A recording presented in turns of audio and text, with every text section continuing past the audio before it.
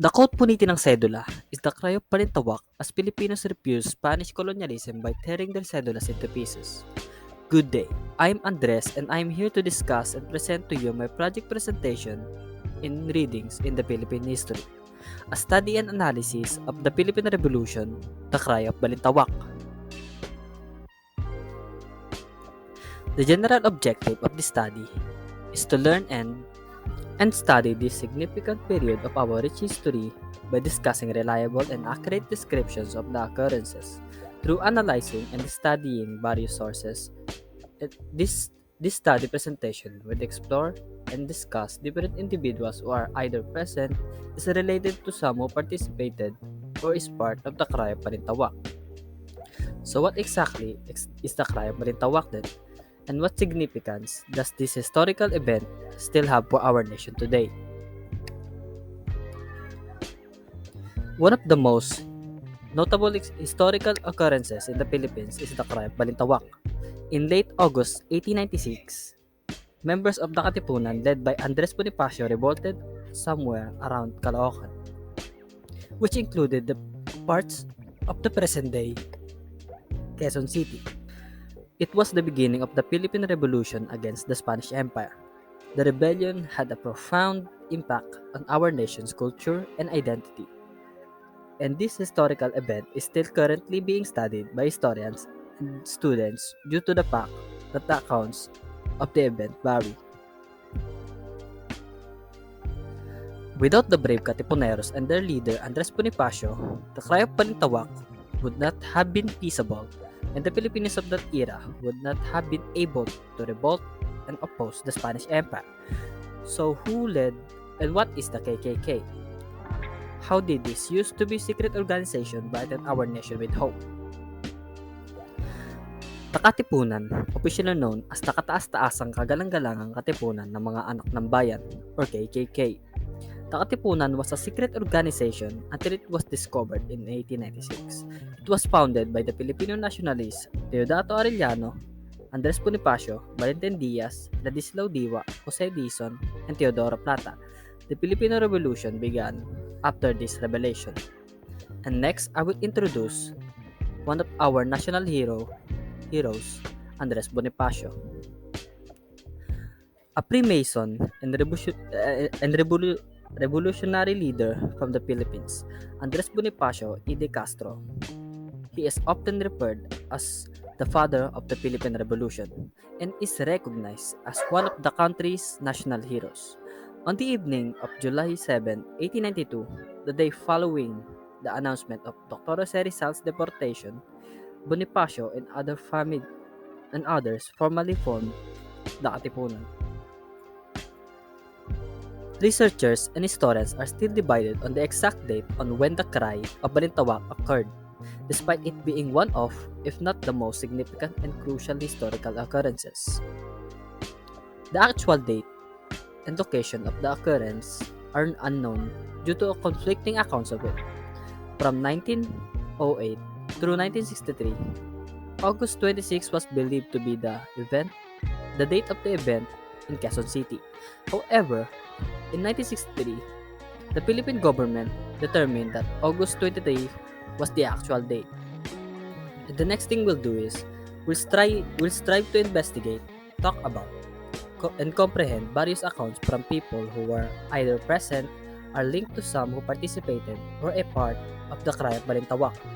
I have compiled a few of the most well-known testimonies that were made public through meticulous analysis and extensive investigation. That includes Santiago Alvarez, Pio Valenzuela, and Guillermo Masangkay's accounts. And I'll go over each of their perspective as well as any assertions that have been in writing about how, when, and where the cry actually happened. First, we have Guillermo Masangkay, who stated, on 26 of August 1896, after the Katipunan was discovered, Masangkay joined Bonifacio, Emilio Jacinto, and others in a big meeting held at Apolinario Samson's house in Caloocan. The purpose was to discuss when the uprising was to take place. Those who have attended the meeting was Bonifacio, Emilio Jacinto, Aguedo del Rosario, Tomas Remigio, Enrico Pacheco, Francisco Carrion, Bricio Pantas, Teodoro Plata, and Pio Valenzuela. They were all leaders of the Katipunan and composed of the board of directors of the organization. Pantas, Plata, and Valenzuela were all opposed to starting the revolution too early. The leaders questioned the wisdom of an open rebellion due to the lack of arms and logical support. However, after Bonifacio's intense and convincing speech, everyone destroyed the cedulas to symbolize their defiance of Mother Spain and together raised the cry of revolt. Basangkay's narrative is reliable enough because he was one of the few to give us accurate information about the first cry, which the government later adopted during the American regime. Several accounts have surfaced with a sizable amount of records, and the next thing we'll talk about is Pio Valenzuela's narrative as our next topic. Andres Bonifacio, Emilio Jacinto, Procopio Bonifacio, Teodoro Plata, Agueda del Rosario arrived first in their place of refuge, Balintawak, on August 19, 1896. Dr. Pio Valenzuela arrived in the place the next day.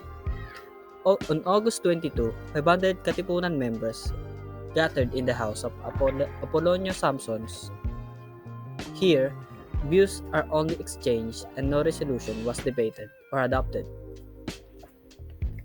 It was at Pugadlawin, the storehouse and yard of Juan Ramos, son of Melchor Aquino, where over 1,000 members of the Katipunan met and carried out considerable debate and discussion on August 23.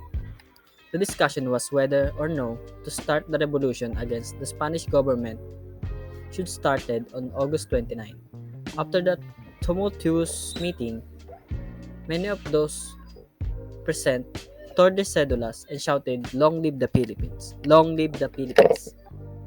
Due to Valenzuela's change in statement, it is unfortunate to say that his account may not have been credible enough to support the exact information or when the cry actually occurred. Finally, the last account we will look into is the narrative of Santiago Alvarez. Santiago Alvarez is the son of Mariano Alvarez and a relative of Gregoria de Jesus. He was prominent Katipunan warlord of Cavite, who also wrote his own version of the Cry of Balintawak, which he called it the Cry of Balintawak. Although his version cannot be compared to the versions of Valenzuela and other two eyewitnesses, Basangkay and Samson. According to Santiago Alvarez, the first cry happened on August 24, 1896.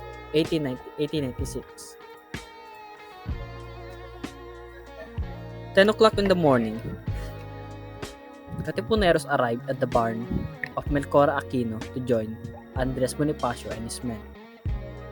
Andres Bonifacio decided to hold a meeting inside the barn of Melchor Aquino. And then, at 12 o'clock noon, the meeting was adjourned. Katipuneros shouting, "Long live the sons of the country." Although he was well-known Katipunan participant, his account's authenticity and accuracy could be called into doubt because he wasn't an eyewitness in the first place.